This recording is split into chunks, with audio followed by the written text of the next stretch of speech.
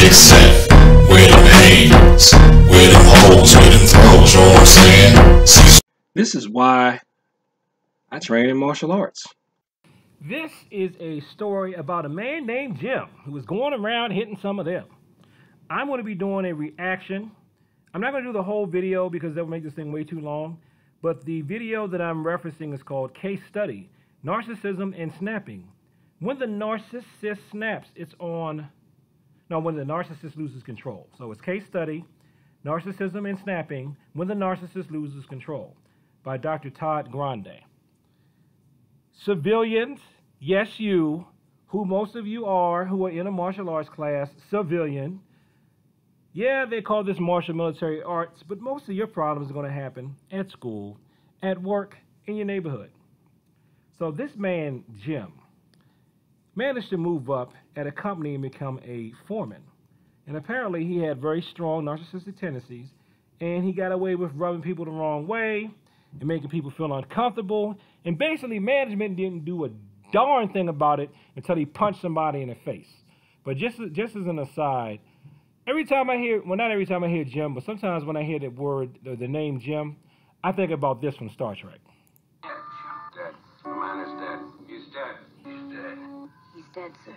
He's dead, Jim. He's dead, Jim. He's dead, Jim. That man's dead back there. Call me a nerd. Anyway, that's what I think about. Oh my God, he's dead, Jim. Well, Jim didn't die, but his career certainly did once he punched somebody in the face. So let's go to the part of Dr. Grande's video. Let me get this thing up here. So you can hear a little bit about what was going on when Jim made a woman uncomfortable. And I'm going to talk about that from a martial arts perspective. So Jim is in a management position. So his job here is to oversee about 20 to 25 skilled laborers and supervisors. So he's actually pretty high up the ladder for the site where he is. Now, before any drastic incident occurred, we see that he has a history at this company. Like, he's well known to the people who work at this company for his behaviors that get him in trouble. Jim's manager indicated that Jim was condescending, pretentious, deceptive, took credit for other people's work, played favorites, and was vindictive. And you know why I think people do that? I think people do that at work because they know they can't be punched. And ironically, what does Jim end up doing? He ends up, because nobody ever punched him in the face, he ends up punching somebody in the face. Now, does that mean because I made this video that I'm going to go to work tomorrow and punch someone in the face? No, it doesn't. See, I have to be very careful when I make my videos because I know somebody from a day job is going to hear this. And they're going to find this one and they're going to take that little thing out of context and go, oh my God, he's violent, he's violent. Even though I have no history of workplace violence. Workplace violence has actually been committed around me and actually to me, but I shut it down before it even got to escalation just because I'm nice like that. But people, I firmly believe, and I could be incorrect, that there are people who they don't want to exercise that Taekwondo tenet of courtesy so they can be dominant over people, or what they perceive to be dominant. And they go around, they do things to people because they know that nobody's going to check them on it. A lot of times when you speak out, you know this is true, when you speak out against people doing things, everybody else tends to just go around and make excuses for them.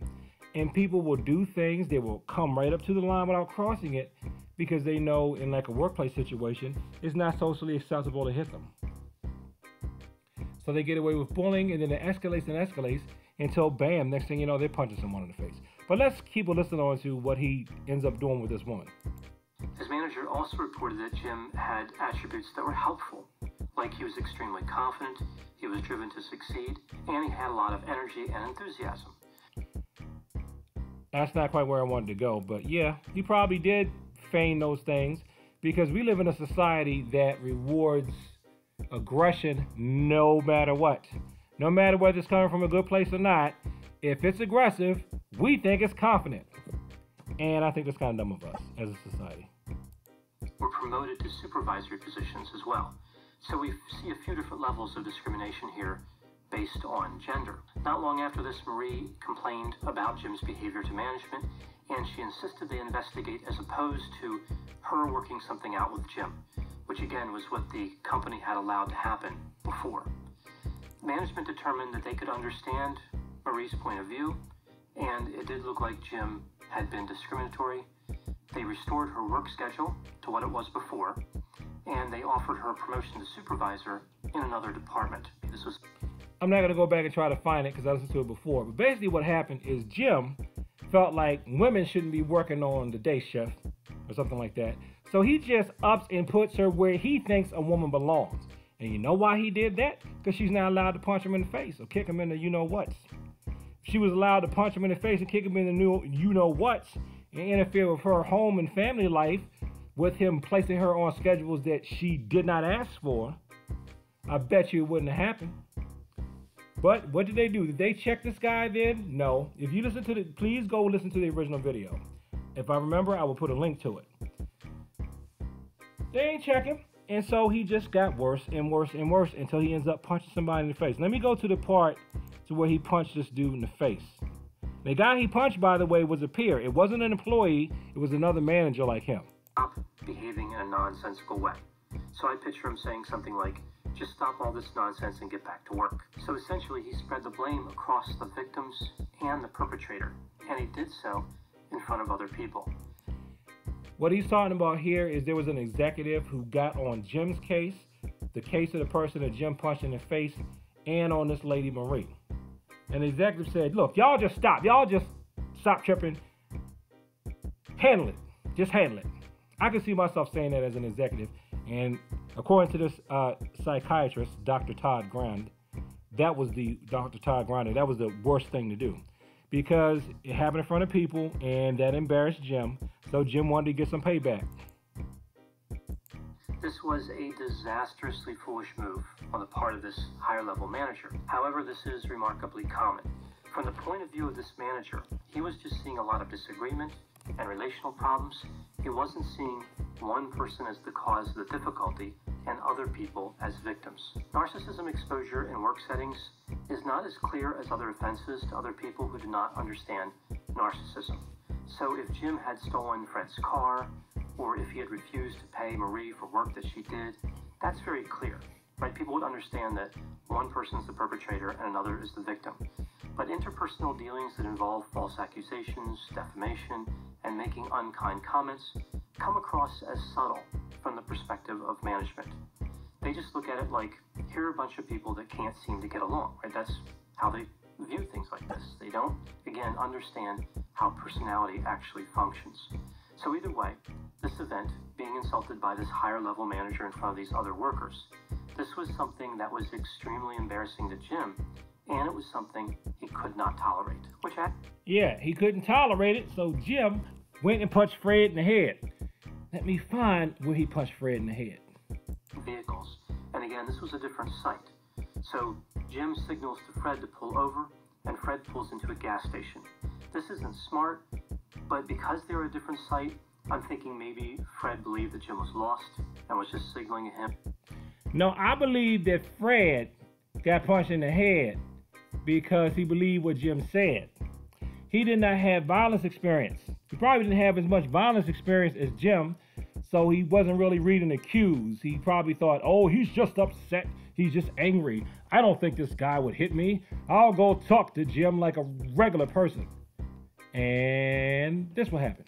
Him to say, hey, I need to know where to go. It's hard to imagine that happening in this day and age with GPS being widely available, but it does seem like this case study was from maybe about 10 to 15 years ago. So not every phone had GPS back then. That's possible. But either way... Well, my phone's GPS don't be working now anyway. So sometimes I have to ask for directions still because it just don't work, man. Of striking him first. So I picture a situation where maybe there were some onlookers.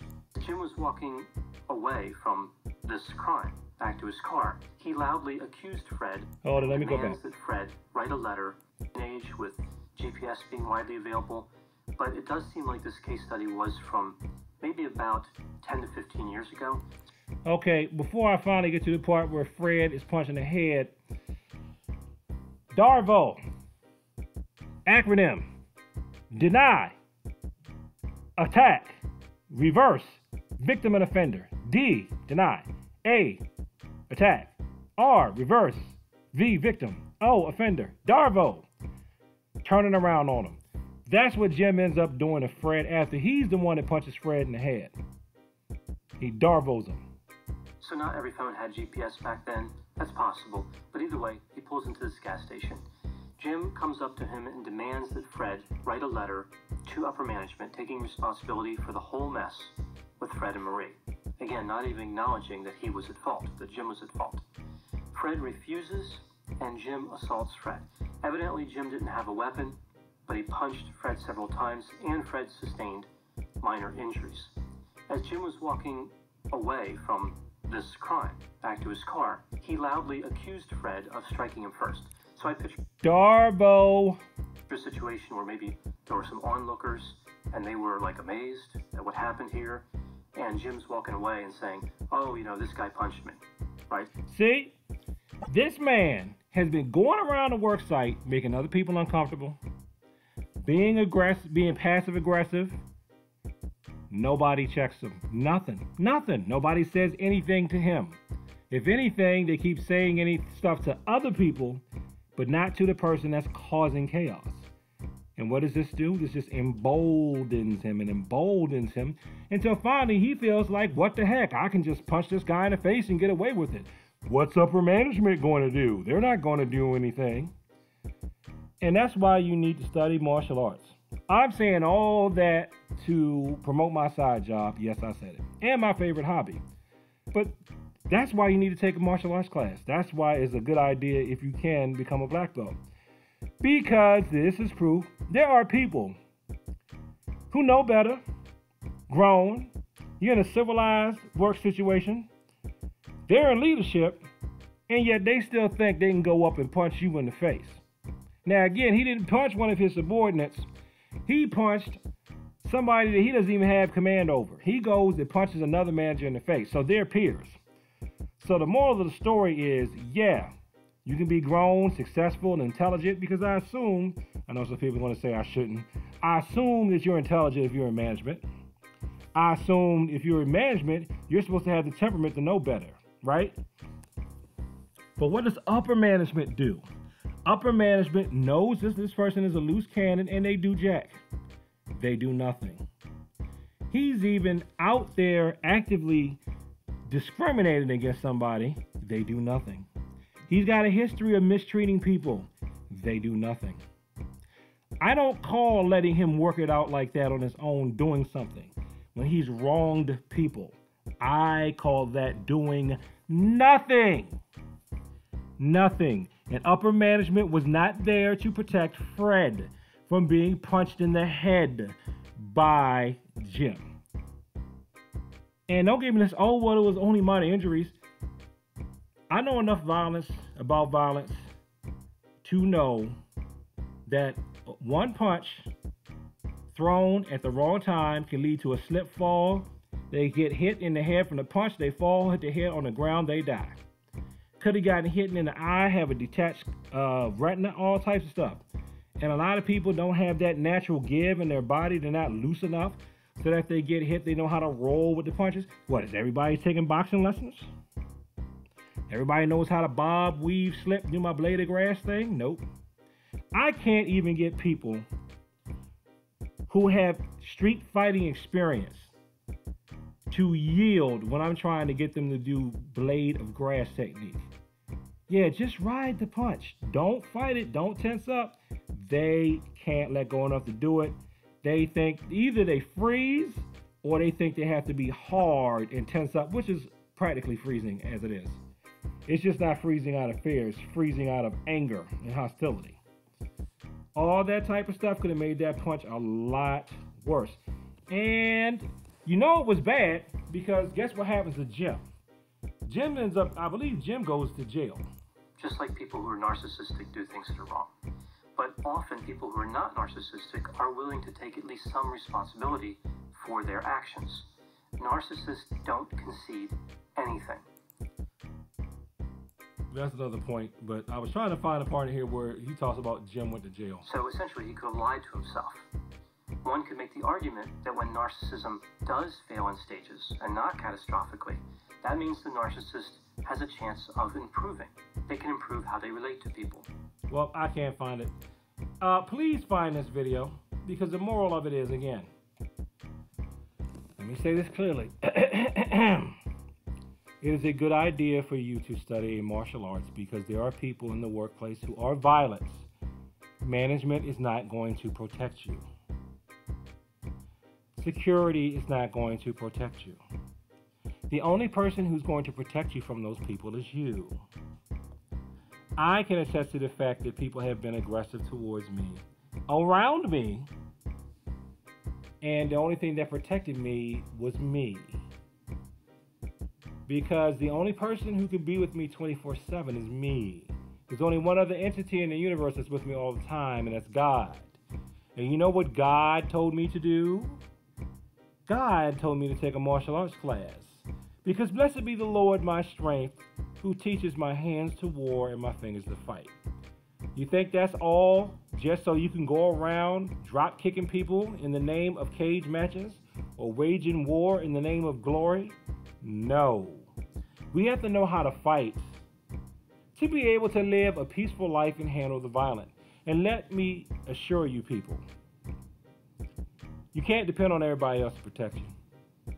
A lot of people look at me and they'll go, you're big and you don't need to worry about anything. Why would anybody attack you? You know, I say that myself. Why would anybody attack me as big as I am? But you know what? Warning from my thing. They do. So I suck it up, buttercup, and I do what's necessary. And I suggest that you should too. So thanks for watching this video. Like, comment, and subscribe. Please share this with people that talk about the martial arts. Please go watch this original video, Case Study, Narcissism and Snapping When the Narcissist Loses Control by Dr. Todd Grande. And peace, and thank you for your time.